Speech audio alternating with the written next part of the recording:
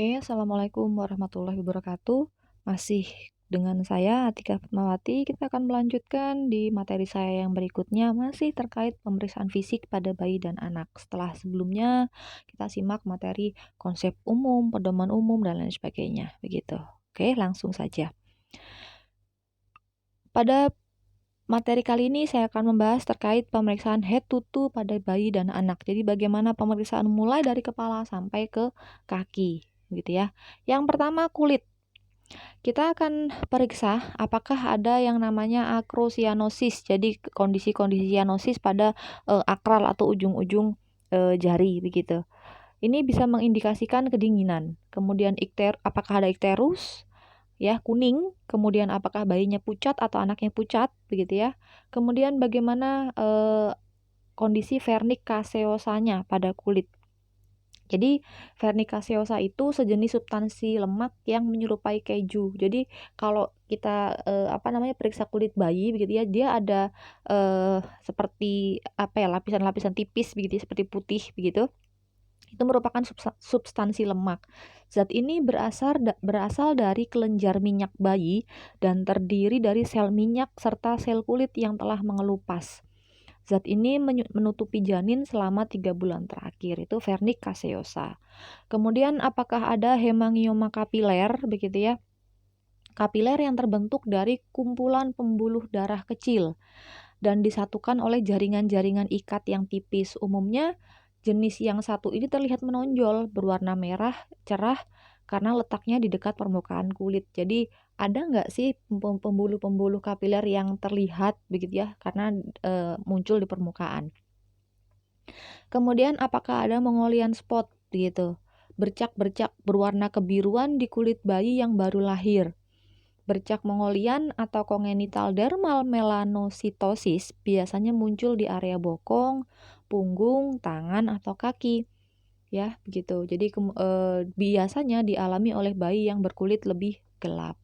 Kemudian apakah masih ada lanugo atau rambut-rambut tipis pada kulit bayi? Itu pemeriksaan-pemeriksaan yang dilakukan pada kulit.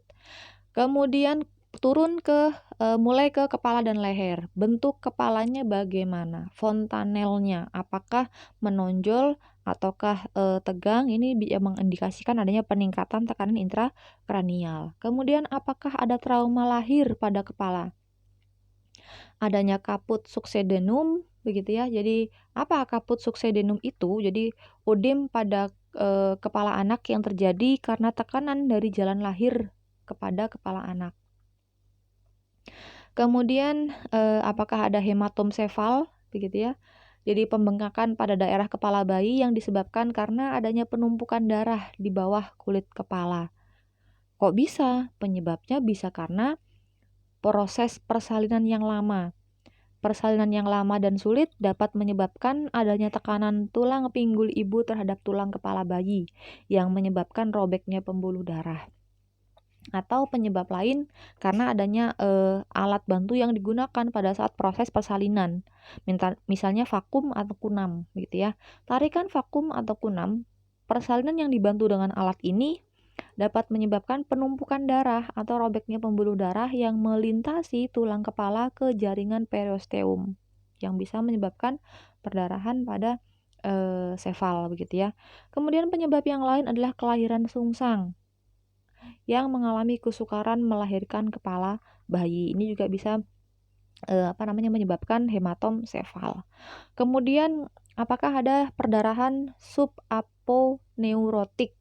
Apa sih begitu ya? Jadi kondisi serius yang dapat terjadi pada tiap persalinan yang menggunakan alat bantu.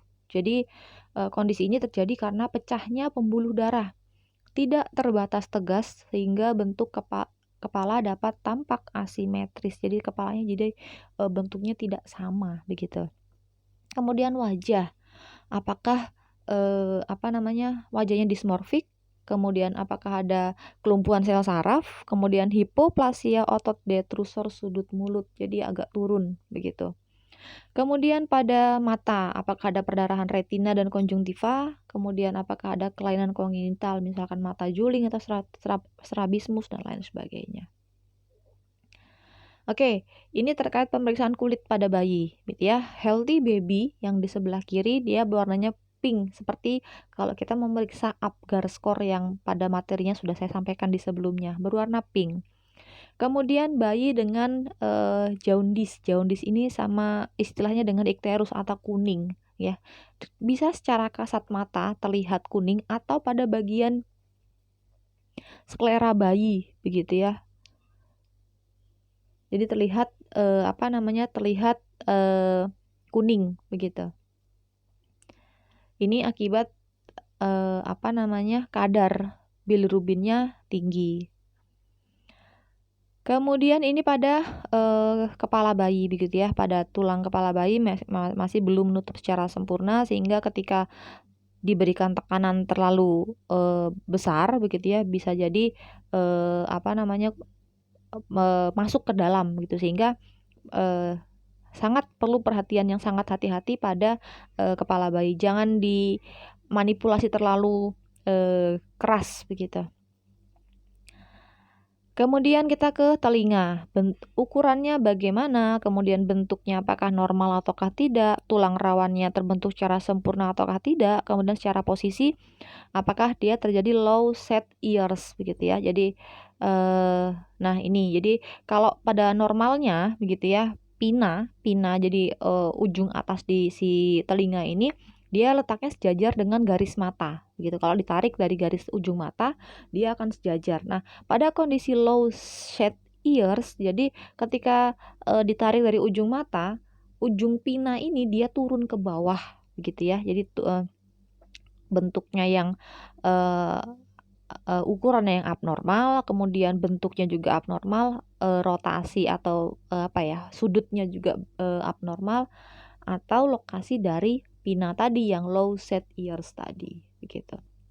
Kemudian hidung, nasal bridge begitu ya, apakah ada gitu di pembatas hidung, kemudian jarak antar kantus medial 2,5 cm maksimalnya. Kemudian apakah atresia koana, ketidakadaan lubang hidung, dan apakah ada fraktur pada tulang hidungnya. Mulut, apakah ada kista, lidahnya besar, kemudian tanda futi, lidah keluar masuk. Ini contoh atau gejala lain dari peningkatan TIK. Kemudian refleks hisap dari bayi, apakah ada ataukah tidak. Kemudian leher, apakah ada kelainan pada tulang belakang, tumor, hemangioma, kemudian apakah ada higroma kistik, trauma, ataukah ada perdarahan pada muskulosternocleidomastoideus. Jadi apakah ada perdarahan pada otot yang mulainya atau yang jalannya dari tulang sternum ke tulang klavikula dan sampai ke bagian telinga, jadi sternocleidomastoideus. Kemudian pemeriksaan dada normal, apakah dia normal ataukah dia seperti tong, kemudian diperiksa pectus excavatusnya dan juga carinatumnya. Kemudian dilihat juga pada payudaranya apakah normal kanan dan kiri, kemudian bentuknya seperti apa itu diperiksa gitu. Ini tadi sudah ya untuk terkait low set ears. Kemudian pada kita lanjut ke kondisi paru begitu. Frekuensi nafas, retraksi intercauste, kemudian kondisi merintih pada bayi itu diperiksa. Frekuensi nafasnya berapa? Retraksi intercostalnya ada ataukah tidak? Kemudian apakah bayinya merintih ataukah tidak begitu. Pada pemeriksaan fungsi pernafasan bayi, ada yang namanya Down score, evaluasi gawat nafas. Pemeriksaan skor Down adalah pemeriksaan yang dilakukan pada bayi baru lahir, bertujuan untuk mengevaluasi status gawat nafas. Yang diperiksa apa saja?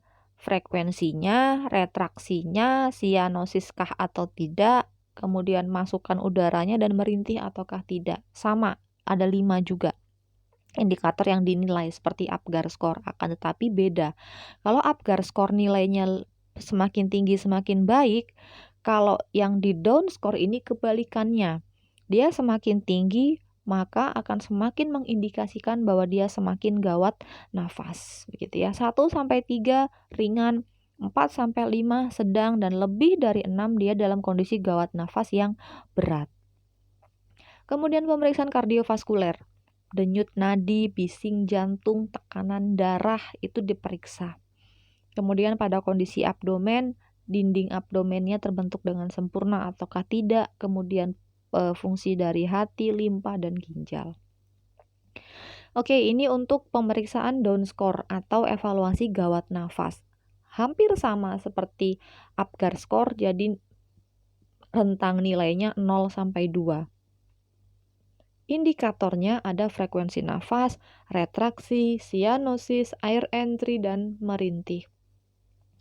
Ketika frekuensi nafasnya kurang dari 60 kali per menit nilainya 0, 60 sampai 80 kali per menit nilainya 1, lebih dari 80 kali per menit nilainya 2. Retraksi, tidak ada retraksi nilainya 0, retraksi ringan nilainya 1, retraksi berat nilainya 2. Kemudian cyanosis, tidak ada cyanosis nilainya 0, cyanosis hilang dengan pemberian oksigen nilainya 1, kemudian cyanosis menetap walaupun diberi oksigen dia nilainya 2. Air entry, udara masuk bilateral kanan kiri baik nilainya 0, penurunan ringan pada udara yang masuk nilainya 1, tidak ada udara yang masuk nilainya 2. Kemudian merintih, bayinya tidak merintih nilainya 0, rintih hanya dapat didengar dengan stetoskop nilainya 1, kemudian dapat didengar tanpa alat bantu nilainya 2, sehingga dalam artian merintihnya mudah terdengar meskipun kita tidak menggunakan stetoskop misalnya begitu. Kemudian pada kondisi genital, labia mayor, minor itu pada perempuan begitu ya. Kemudian uretra, kemudian apakah ada withdrawal bleeding, phimosis, hipospadia, dan kondisi skrotumnya bagaimana. Kemudian anus diperiksa apakah ada kondisi imperforate anus tadi. Tulang belakang dan ekstremitas, apakah ada skoliosis, tulang belakangnya bengkok, meningokel, spina bifida, apakah ada fraktur, trauma saraf, sindaktili, polidaktili, dislokasi tulang panggul, dan tonus ototnya bagaimana, begitu. Oke, ini adalah kondisi yang namanya hipospadia. Suatu kelainan di mana letak lubang kencing pada bayi laki-laki tidak normal. Kondisi ini merupakan kelainan bawaan pada bayi sejak lahir. Normalnya, uretra atau lubang kencing terletak tepat di ujung penis bayi laki-laki. Tetapi pada bayi dengan hipospadia, uretra berada di bagian bawah penis, begitu. Nah, bisa di bawahnya atau bisa di bagian proksimal, begitu ya, ke arah skrotum, begitu. Jika tidak ditangani, penderita hipospadia bisa kesulitan buang air kecil. Apabila akibatnya letak lubang kencingnya tidak normal, gejala-gejala yang mungkin timbul yang pertama adalah percikan urin tidak normal saat buang air. Kulup hanya menutup bagian atas kepala penis saja dan bentuk penis melengkung ke bawah. Itu gejala-gejala pada anak dengan hipospadia, kelainan pada letak dari lubang kencing. Kemudian ini namanya sindaktili sebelah kiri gitu ya. Sebelah kiri sindaktili yaitu jari-jari yang menempel begitu. Kemudian kalau polidaktili adalah jumlah jari pada bayi yang melebihi normalnya. Kalau ini kan ada 6 begitu ya. Jadi sindaktili yang jarinya nempel satu sama lain. Kemudian kalau yang polidaktili dia jumlah jarinya melebihi jumlah normal. Kemudian diperiksa tonus ototnya, begitu ya. Apakah terjadi penurunan pada tonus otot atau yang namanya hipotonia? Harusnya ketika bayi diposisikan seperti pada gambar, dia ada dia ada gerakan untuk melawan, begitu melawan gravitasi. Tapi pada kondisi bayi karena hipotonia, dia tidak ada kekuatan untuk melawan gravitasi, gitu.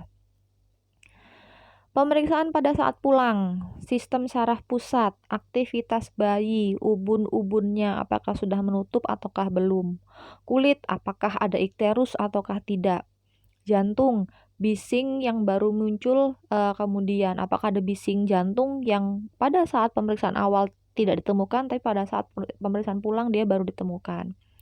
Abdomen, apakah ada pembengkakan atau tumor? Tali pusat, bagaimana? Apakah dia kondisinya baik ataukah ada kondisi tanda-tanda infeksi? Misalnya warnanya mulai berubah, kemudian mulai muncul bau-bauan yang tidak sedap pada area tali pusatnya, begitu ya.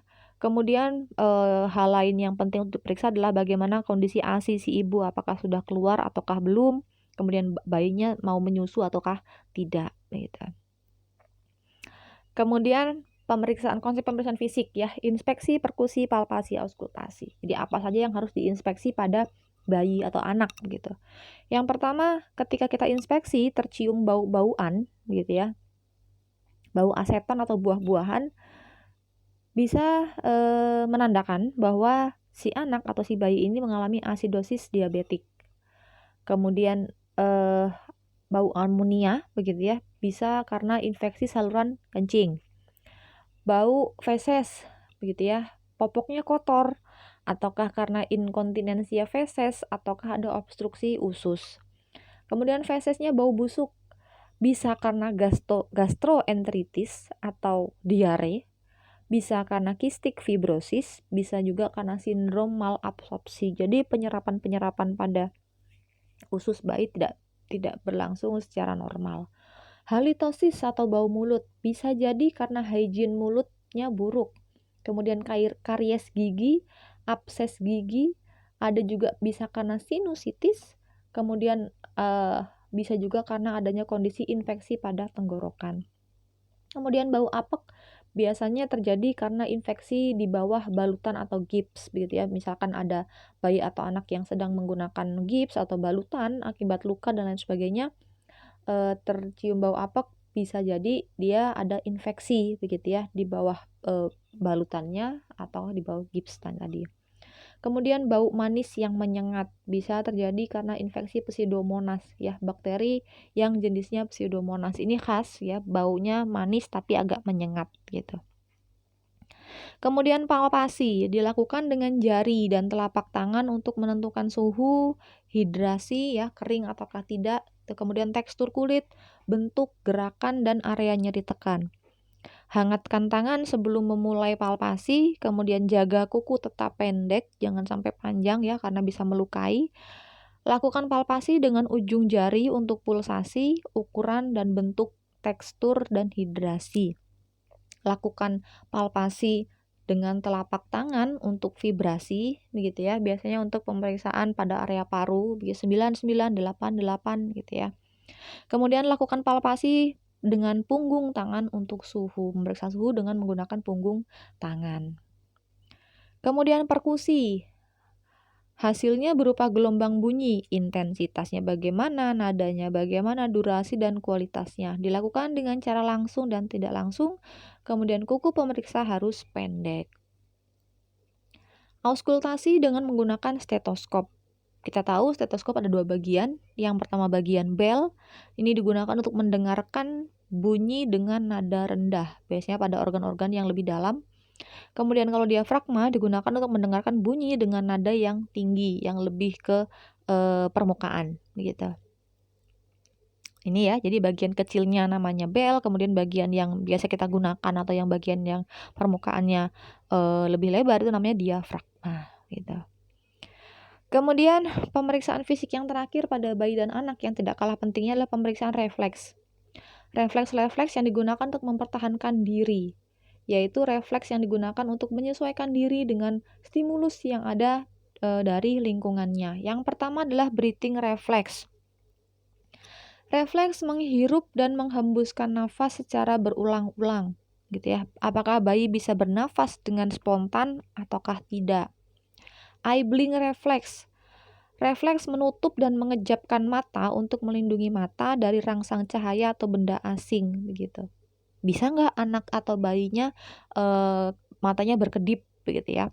Kemudian pupilari refleks, menyempitkan pupil terhadap cahaya terang dan membesarkan pupil terhadap cahaya gelap. Biasanya menggunakan pen light, begitu ya, didekatkan ke area pupilnya.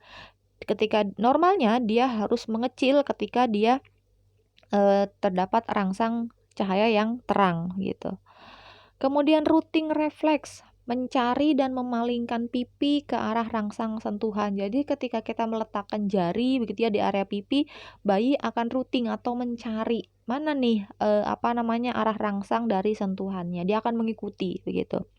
Saking refleks menghisap benda yang ditempatkan di mulut ya. Jadi ketika kita meletakkan apapun di mulutnya si bayi, dia akan menghisap benda tersebut, entah itu jari, entah itu dot dan lain sebagainya begitu. Swallowing, menelan yang refleks menelan yang memungkinkan bayi untuk memasukkan makanan. Kemudian refleks muru atau muru refleks, respon terhadap suara atau gerakan yang mengejutkan. Gerakan bayi bisa berupa melengkungkan punggung, melempar kepala ke belakang, atau merentangkan lengan dan kaki. Refleks kagetnya begitu ada atau tidak. Biasanya digebrakkan di samping tempat tidurnya bayi, dia ada refleks muru ataukah tidak. Itu cara untuk memeriksanya begitu. Nah, ini yang di sebelah kiri gitu ya, yang lebih coklat warnanya itu refleks rooting gitu ya, refleks mencari. Kemudian kalau yang refleks yang sebelah kanan gitu ya, yang bayinya lebih putih, dia refleks sucking atau refleks menghisap. Kemudian ini refleks muru, jadi merentangkan tangan dan kaki. Jadi refleks kaget pada bayi ada ataukah tidak. Normalnya dia harus ada, mengindikasikan bahwa bayi bisa merefleks terhadap stimulus yang ada pada lingkungannya.